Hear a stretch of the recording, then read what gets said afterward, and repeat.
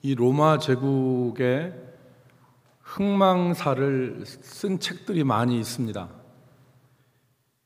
로마 제국은 여러분들 잘 아시다시피 무적의 제국이었습니다. 감히 다른 어떤 나라가 이 로마 제국을 쓰러뜨릴 수 있을 것 같지가 않았습니다. 아주 강력한 제국이었습니다. 그런데 이 로마 제국이 476년에 멸망을 합니다. 훈족과 게르만족이 이동을 해서 로마 제국이 멸망을 해요. 그러니까 훈족을 하나님의 회초리라고도 그렇게 표현을 하는데, 이 훈족이 밀려오고 게르만족이 밀려와서 결국 로마 제국이 476년에 멸망을 했습니다. 로마 제국의 멸망에 대해서 역사학자들이 평가를 하는데, 외부적인 요인보다는 내부적 요인이 컸다. 로마 제국의 멸망에는 외부적으로는 훈족과 게르만족의 침입이 원인이었지만 내부적으로 이미 로마는 무너져 내리고 있었다. 성적 타락이 그 사회를 썩게 만들었고, 도덕적인 붕괴가 로마 제국을 떠받치고 있던 이 기둥을 이미 갉아먹고 있었다고 합니다. 그러니까 일반적인 남녀의 성적 타락은 두말할 것도 없고, 로마의 황제들 가운데 미동을 두지 않은, 여기서 미동은 아름다운 소년이라는 얘기입니다. 미동을 두지 않은 황제가 없었다. 그러니까 모든 황제들이 동성애를 위한 미소년들을 자기 옆에 두고 있었을 정도였습니다. 그러니까 로마 제국의 성적 타락이라고 하는 것은 말할 필요가 없을 정도인 것입니다. 군대는 무기력화되어서 예전에 용맹했던 군대가 아니었고, 빈부의 격차는 엄청나게 일어나서 로마 제국의 이 내부의 문제는 심각했던 것입니다. 어떻게 보면은 로마 제국의 멸망은 예견된 것이었고, 그리고 그 몰락은 내부에서부터 시작되었다고 하는 것이 정설입니다. 이처럼 외부의 침략보다 더 무서운 것이 내부의 위협이라고 말할 수 있습니다. 외부의 침략보다 더 무서운 것이 내부의 위협입니다.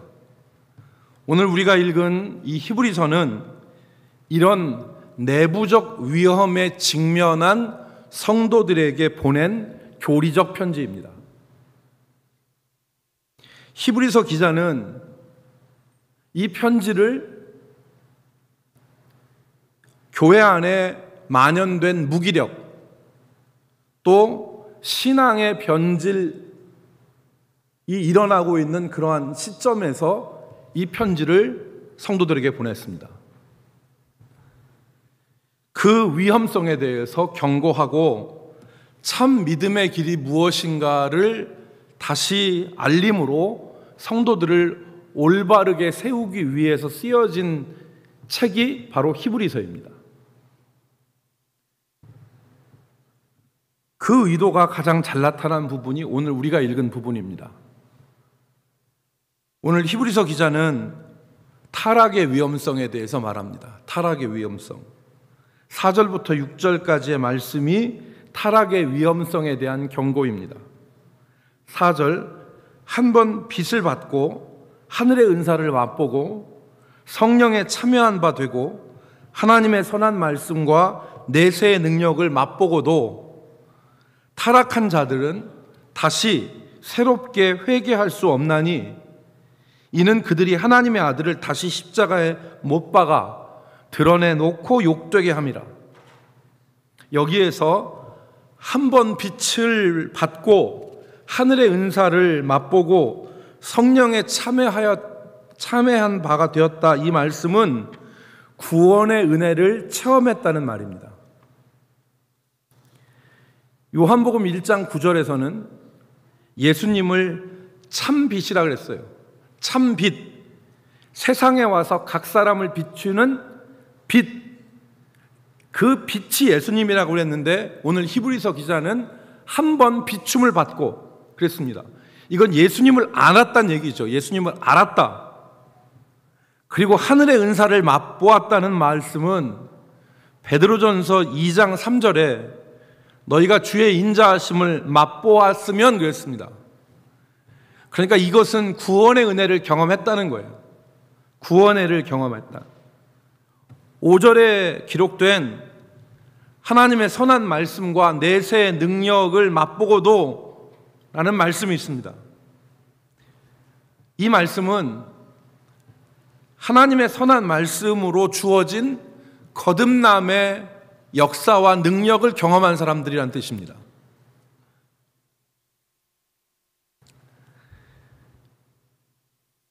거기 내세의 능력이란 말이 있죠. 내세란 말은 올 세상이란 말입니다. 이 세상의 능력이 아니라 오는 우리가 맞이하게 될 저 내세의 능력을 경험하고도 맛보고도 그랬습니다. 이 내세의 능력이란 썩어지고 소망이 없는 이 세상에 저 하나님의 나라가 침투해 들어오는 것이죠. 그래서 이 썩어지고 소망 없는 이 세상에 침투해 들어와서 이 세상의 삶을 뒤바꾸는 하나님의 역사, 그것이 내세의 능력입니다. 그러니까 베드로전서의 말씀을 통해서 우리가 이것을 깨달을 수가 있습니다. 여러분 베드로전서 1장 23절로 25절의 말씀을 보십시오. 거기 우리가 잘 아는 말씀이 나옵니다. 너희가 거듭난 것은 썩어질 씨로 된 것이 아니요 썩지 아니할 씨로 된 것이니 살아있고 항상 있는 하나님의 말씀으로 되었느니라. 우리가 거듭난 것은 하나님의 선한 말씀으로 되었다는 겁니다. 그런데 24절에 보니까 그러므로 모든 육체는 풀과 같고 그 모든 영광은 풀의 꽃 같으니 풀은 마르고 꽃은 떨어지되 그랬습니다. 이것이 무엇을 가리키는 말입니까? 우리 유한한 인생을 가리키는 말 아닙니까? 우리 유한한 인생 가운데 썩지 아니할 하나님의 말씀이 우리에게 임해서 이 풀의 꽃과 같은 우리의 인생을 뒤바꿔 놓는 역사가 일어났는데 그게 바로 내세의 능력이라는 겁니다. 하나님의 선한 말씀과 내세의 능력을 맛보고도 이 말은 구원의 경험을 하고도 그 말입니다. 구원의 경험을 하고도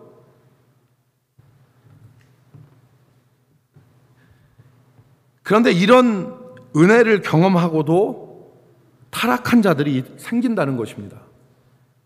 이런 은혜를 경험하고도 타락한 자들이 생기는 것을 경계한 것입니다. 그런 타락한 자들에게는 다시 새롭게 하는 회개가 없다. 다시 새롭게 하는 회개가 없다. 이 말씀은 명확한 구분이 필요한 말씀입니다. 첫째, 이 말씀은 거듭난 이후에 죄를 짓고 범하는 모든 윤리적인 행동을 가리키는 말씀이 아닙니다. 이거 분명하게 알아야 됩니다. 그러니까 이 말씀을 읽고 두려워하는 자들 가운데 내가 예수 믿고 내가 죄를 범했는데 나는 다시 회개할 수 없겠네? 이렇게 생각하는 사람들이 있을 수 있습니다. 그런데 그 말씀이 아닙니다. 거듭난 이후에 죄를 짓고 범하는 윤리적인 행동을 가리키는 게 아니라 왜 그러냐? 요한 1서 1장 8절 말씀에 보면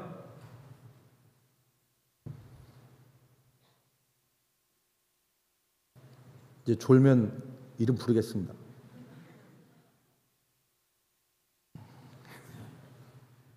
자, 요한일서 1장 8절에 보면 만일 우리가 죄 없다고 말하면 스스로 속이고 우리가 죄가 없다고 말하면 스스로 속이고 또 진리가 우리 속에 있지 아니할 것이고 진리가 우리가 만약에 죄가 하나도 없다 우리는 구원받은 이후에 죄가 하나도 없다 이렇게 말하면 우리가 스스로 속이는 자라는 겁니다. 그리고 1장 9절에 회개의 필요성에 대해서 말씀을 했습니다. 뭐라고 했습니까? 만일 우리가 잘 아는 말씀이죠. 우리가 우리 죄를 자백하면 그는 미쁘시고 의로우사 우리를 죄에서 우리 죄를 사하시며 우리를 모든 불의에서 깨끗하게 하실 것이요 이 말은 회개의 필요성에 대해서 말씀하는 거죠. 죄를 안 지면 회개할 필요가 있어요, 없어요? 없어요. 그런데 죄를 짓기 때문에 거기에 대해서 회개해야 할 필요성이 있다는 걸 말씀하는 겁니다. 그러니까 여기 다시 새롭게 하는 회개가 없다는 말은 구원받은 이후에 짓는 윤리적인 죄를 가리키는 것이 아닙니다. 이 실수와 죄는 회개하면 하나님께서 사죄의 은혜를 주시고 새롭게 하신 은혜를 주시는 것입니다. 그러면 여기에서의 돌이킬 수 없는 타락은 무엇을 가리키느냐? 한마디로 말하면 신앙적인 배도입니다. 배도. 예수 그리스도를 믿지 않고 구주로 인정하지 않으면서 살아가는 타락을 의미하는 것입니다.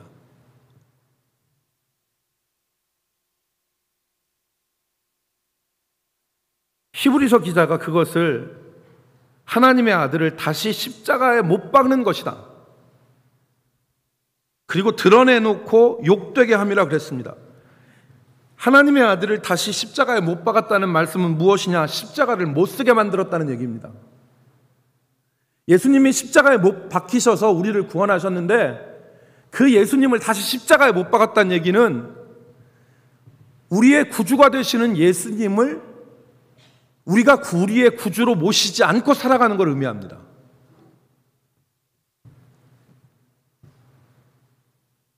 예수 그리스도를 구주로 인정하지 않고 믿음 없이 살아가는 타락을 의미하는 것입니다. 이 신앙의 배도, 이 신앙의 변절은 새롭게 하는 회개가 없다는 것입니다. 초대교회 당시에 실제로 이렇게 신앙을 포기하면서 산 사람들이 있습니다. 예수 그리스도를 영접했다고 하고 구원받았다고 하지만 신앙을 포기하고 명목상의 그리스도인으로 하나님에 대한 믿음이 아무것도 없어요. 하나님 믿지도 않아요. 십자가는 바라보지도 않아요. 그런데 그냥 교회 왔다 갔다 하는 거예요. 그런 명목상의 그리스도인들이 아주 많았다, 이 말입니다.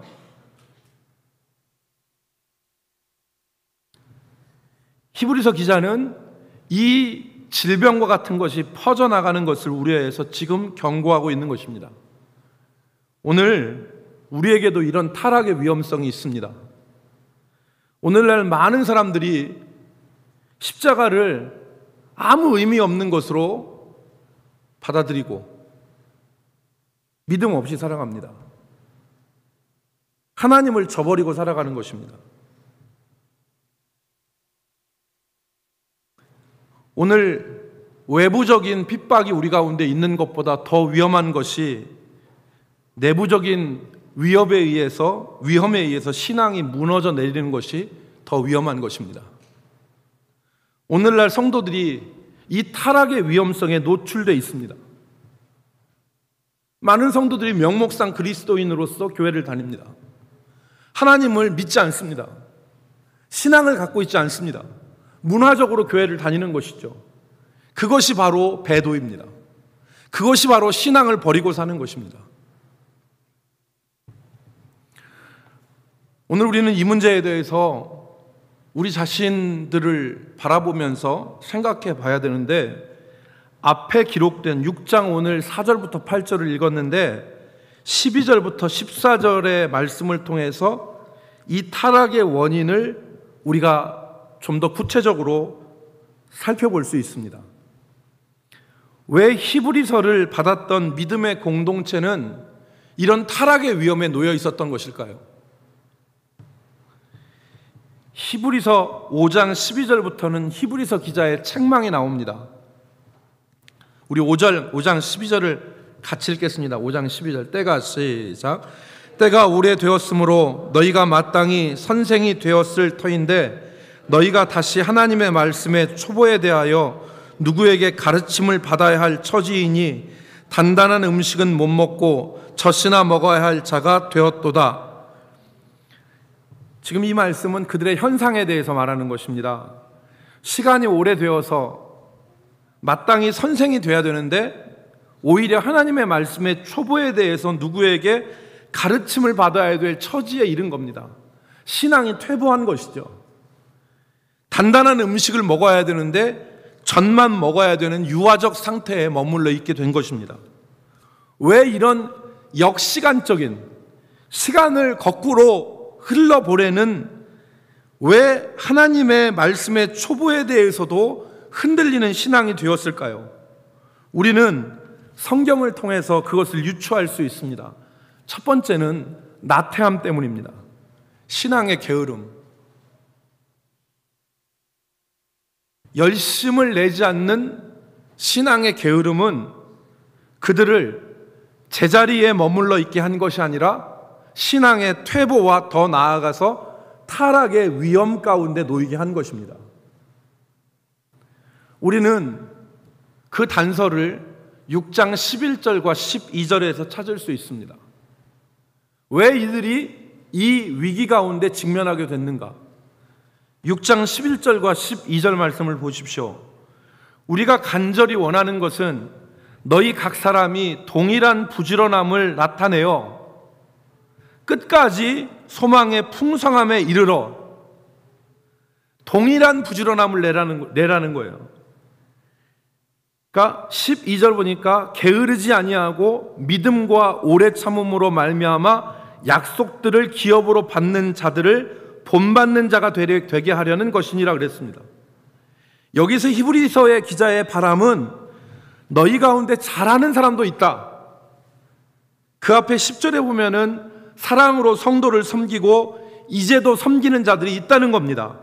그들 잘하는 사람들도 있는데 그들과 동일하게 모두가 부지런함을 가지고 게으르지 아니하고 믿음과 오래 참음으로 믿음의 종착역까지 끝까지 가는 걸 내가 원한다.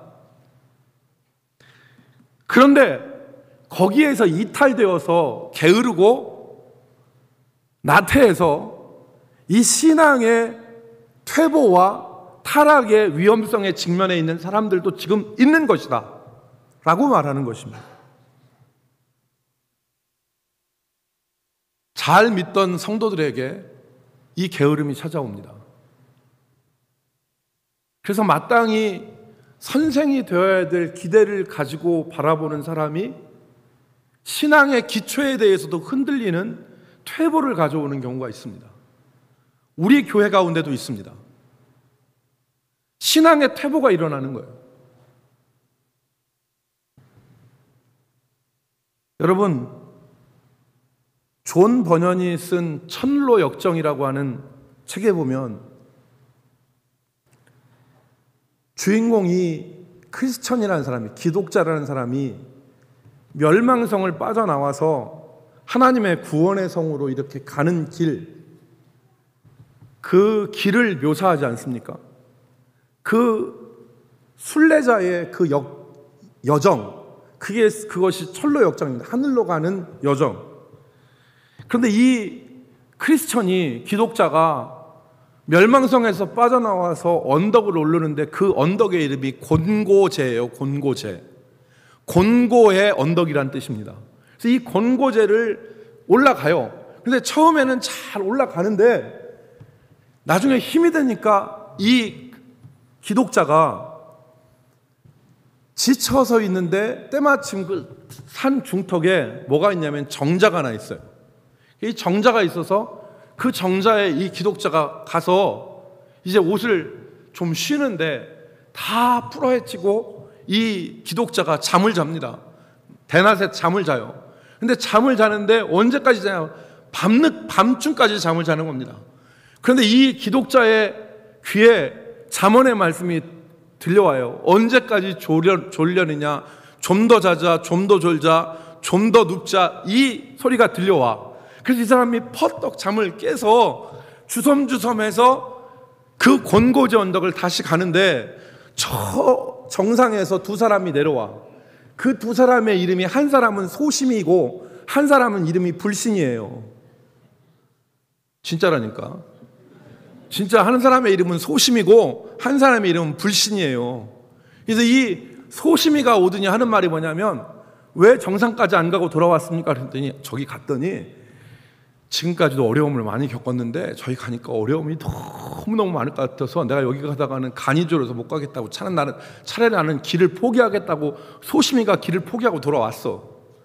근데 불신이가 또 얘기하는데 불신이가 뭐라고 얘기하냐면 불신이가 하는 말이 뭐냐면 저 앞에 가면은 사자 2마리가 있는데 우리가 가다가는 저 사자 2마리가 반드시 우리를 찢어서 갈기갈기 죽일 것이다. 그래서 나는 내가 안전하다는 걸 나는 확신을 못한다. 그래서 나는 돌아왔다. 둘이 돌아와요. 그 얘기를 들은 기독자 크리스찬이 마음이 막 심란한 거야. 나 이거 나도 어떻게 해야 되나. 그래서 다시 멸망성으로 갈 수는 없는데 다시 가자고 하니까 마음이 심란해서 자기가 하나님께 받은 두루마리 말씀 책을 찾아봤어. 그거라도 읽어야지 마음이 진정이 될 것 같아가지고 그거를 찾았는데 없네.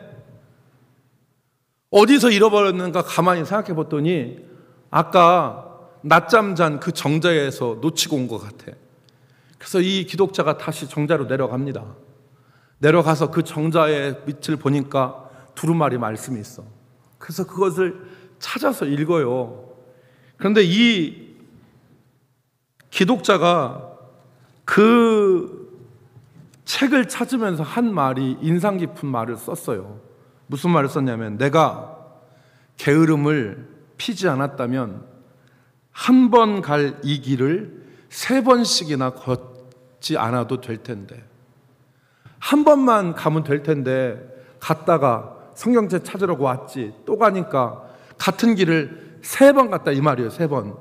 내가 이 길을 3번씩이나 걷지 않아도 될 텐데 그리고 이 두루마리 책이 천국 구원의 성의 통행권이에요. 통행권. 여러분 나태와 게으름은 우리 믿음에서 잃어버리게 하는 것들이 많습니다. 그 중에 하나가 말씀을 잃어버리게 합니다. 말씀을. 나태와 게으름에 빠지면 말씀을 잃어버리고 믿음을 또한 잃어버립니다. 그래서 로마서 12장 11절 말씀에 바울 사도가 구원받은 성도들의 삶의 원리를 얘기했습니다. 우리가 잘 아는 부지런하여 게으르지 말고 열심을 품고 주를 섬기라. 부지런하여 게으르지 말고 열심을 품고 주를 섬기라. 그러니까 첫 번째 타락에 직면한 위기는 바로 나태와 게으름입니다. 나태와 게으름이 우리를 타락의 위험성으로 몰고 가는 겁니다.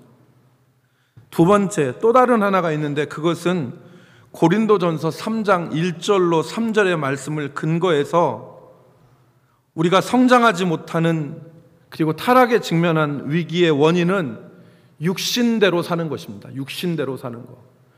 우리가 성령에 따라서 살지 않고 육신대로 살면 우리는 신앙의 퇴보를 가져옵니다.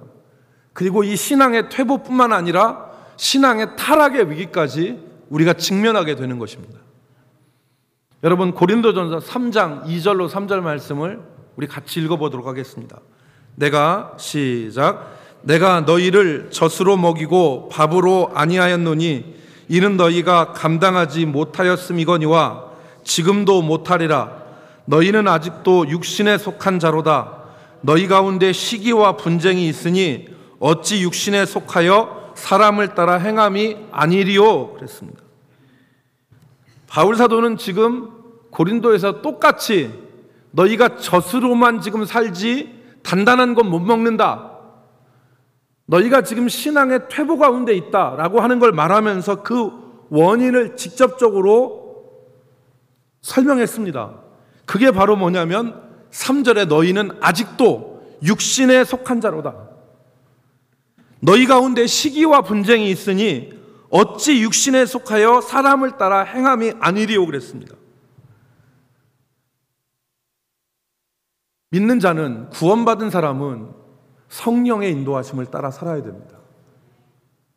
성령의 인도하심을 따라 살아야 됩니다. 아멘. 아멘이죠. 믿는 사람이 육신을 따라 살면 육신의 열매밖에 거두지 못하고 성령을 따라 살면 성령의 열매를 거두게 됩니다. 그런데 오늘 육신에 속하여 육신의 감정대로 고린도 교회가 살고 히브리서 성도들도 육신의 감정대로 육신에 속하여서 살아간 것이 분명해요. 그러니까 이들이 성장하지 못하고 어린 유아적 신앙에 머물러 있는 것이죠. 육신에 속하여 육신을 따라 살아가면 나타나는 것이 시기와 분쟁입니다. 하나님의 뜻을 생각하지 않고 성령을 따라 살지 않으면 신앙이 퇴보하고 타락의 위험에 직면하게 됩니다. 오늘날 교회가 기도하고 하나님의 말씀을 따라 살기를 원하면 교회는 성령의 인도하심을 받습니다. 그런데 기도하지 않고 육신에 사로잡혀서 육신의 혈기와 육신의 분노와 육신의 분쟁에 사로잡혀 살면 신앙은 역시간적으로 퇴보하고 하나님을 저버리는 타락의 위험에 직면하게 되는 것입니다. 오늘 우리가 이 두 가지를 분명하게 기억해야 됩니다. 오늘 우리가 이 두 가지를 분명하게 기록하고 우리의 삶 가운데서 성령을 따라 사는 역사, 성령의 인도하심을 받는 역사, 이 삶이 우리 가운데 생명의 삶이 되는 것입니다. 오늘 우리는 그것을 붙잡고 기도해야 되고 그것을 놓고 기도해야 됩니다. 우는 사자가 삼키려고 달려들고 있는 시점에서 정신 차려야 되죠. 정신을 차리고 살아야죠.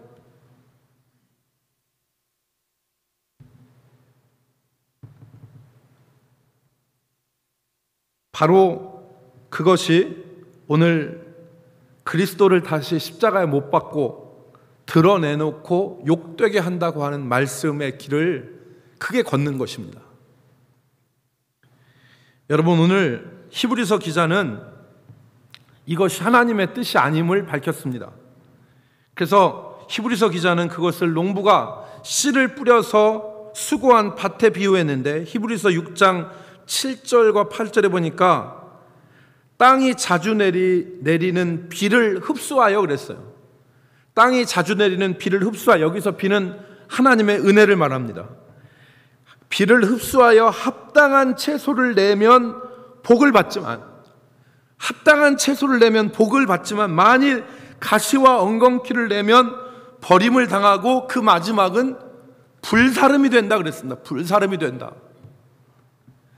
우리의 신앙에 대한 비유이죠. 은혜를 받고 하나님의 은혜를 우리에게 주실 때 그 은혜를 받고 그 은혜에 합당한 채소와 같은 삶을 살면 복되지만 만약에 가시와 엉겅퀴를 내는 모습으로 살아가면 그것은 타락의 위험성에 직면하게 되는 것이다. 사랑하는 성도 여러분, 이제 말씀을 정리하겠습니다. 오늘 우리의 신앙은 외부적인 위협보다는 내부적인 위협에 더 많이 노출되어 있습니다. 나태와 게으름이라고 하는 위협과 육신을 따라 살려고 하는 우리의 완고함과 우리의 고집이 우리의 신앙을 점점 연약하게 되어지고 마땅히 선색이 되어야 되지만 그리스도의 도의 초보를 누구에게 배워야 될 처지로 몰아갈 수 있는 위험성에 우리가 직면해 있습니다. 몇 푼 안 되는 이 되지도 않는 이 교리를 가지고 한 번 구원은 영원한 구원이고 한 번 따놓은 구원은 영원한 구원이다, 이렇게 무식하게 얘기할 게 아닙니다. 성경은 지금 그걸 얘기하고 있는 게 아닙니다. 하나님의 절대 주권 가운데서 우리를 선택하시고 그 선택 가운데서 하나님 우리를 구원하실 것을 확신하는 것은 우리의 삶에, 우리의 구원에 있어서 우리의 확신으로, 우리의 은혜로 주신 것이지만 반면에 두렵고 떨림으로 너희 구원을 이루라는 말씀도 있습니다. 오늘 우리가 이 기독자처럼, 철로역정에 나오는 기독자처럼 말씀의 두루마리를 잃어버리고 불신과 소심에 빠져서 우리가 두려워할 것이 아니라 열심을 품고 주를 섬기고 그리고 성령을 따라 순종하며 살아갈 수 있는 결단이 우리 가운데 있기를 바랍니다. 그래서 오늘 이 저녁에 기도할 때 하나님, 내가 육신을 따라 살지 않겠습니다. 하나님, 내가 하나님 앞에서 열심을 품고 주를 섬기겠습니다. 하나님 앞에서 그렇게 살겠습니다 라고 하는 믿음의 결단과 고백들이 우리 가운데 있기를 주의 이름으로 축복합니다. 기도하겠습니다.